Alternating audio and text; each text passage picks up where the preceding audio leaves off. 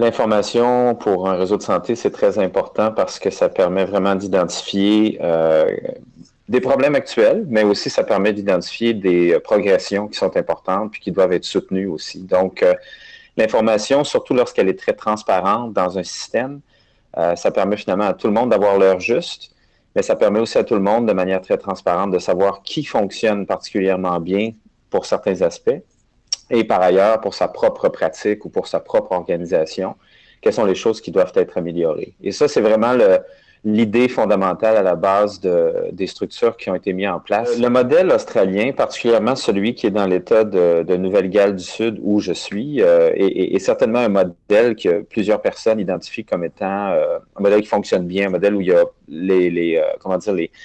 les grands blocs là, fondateurs en place. Et la façon dont c'est structuré ici, c'est qu'il y a une organisation qui regarde de manière indépendante l'information, les données, qui les rend disponibles de manière transparente, vraiment pour faire en sorte que les gens qui ont à prendre des décisions plus politiques à l'égard des soins ne sont pas ceux qui produisent l'information qui sont la base de leurs propres décisions. Parce qu'à ce moment-là, il y a un problème de crédibilité. Alors ici, on a au départ établi une organisation indépendante qui permet à cette information-là d'être très indépendante. Mais il y a d'autres blocs très importants. Il y a une organisation qui est en charge de l'innovation clinique, qui travaille avec les hôpitaux, avec les gestionnaires, les administrateurs locaux et des agents de changement locaux pour faire en sorte qu'ils prennent le relais, agissent sur l'information, puis amènent du changement. Et il y a aussi une organisation qui s'occupe de l'excellence clinique, donc qui travaille vraiment avec les cliniciens pour que leur pratique, à la base, soit aussi fondée sur les données probantes et fondée sur les guides de pratique. L'information qu'on rend disponible, on la rend disponible publiquement, évidemment, pour que ça crée une certaine pression sur les acteurs du réseau à agir sur les données. Hein, évidemment, de l'information pour de l'information, ça ne génère pas le changement. Il faut qu'il y ait une certaine pression sur le système pour que vraiment la transformation démarre. Mais on sait que produire de l'information et la rendre disponible, ce n'est que le départ. C'est le début d'une conversation, c'est le début d'une réalisation qu'on devrait peut-être regarder certains aspects, améliorer les choses, etc. Mais on sait que s'il n'y a pas d'alignement de cette information-là avec d'autres leviers, bien souvent, les cliniciens ne transforment pas leur pratique ou les gestionnaires ne changent pas la façon dont ils organisent le tout.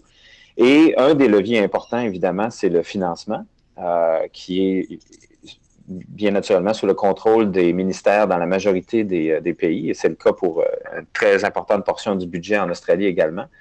Et donc, pour plusieurs des indicateurs qu'on développe, ces indicateurs-là, ils sont utilisés par le ministère de la Santé ici, dans leur contrat annuel avec les hôpitaux, avec les régions administratives. Je pense qu'il faut avoir une perspective où il faut prendre son temps et démarrer rapidement. Donc, ça semble un peu paradoxal d'opposer démarrer rapidement et prendre son temps. Mais je pense qu'il faut démarrer rapidement pour les éléments qui sont fondateurs et qui, lorsqu'ils ne sont pas en place, on sait que les choses n'arriveront pas. Donc, ces choses-là, il faut les faire rapidement. Il faut mettre en place des structures qui ont des mandats très clairs, avec une transparence, avec une indépendance. Et par la suite, accepter que le travail est un travail à plus long terme en termes de regarder les bases de données, structurer les algorithmes, travailler avec les cliniciens pour faire en sorte que l'ensemble de l'information qui est rendue disponible soit utile à eux aussi, autant qu'aux gestionnaires.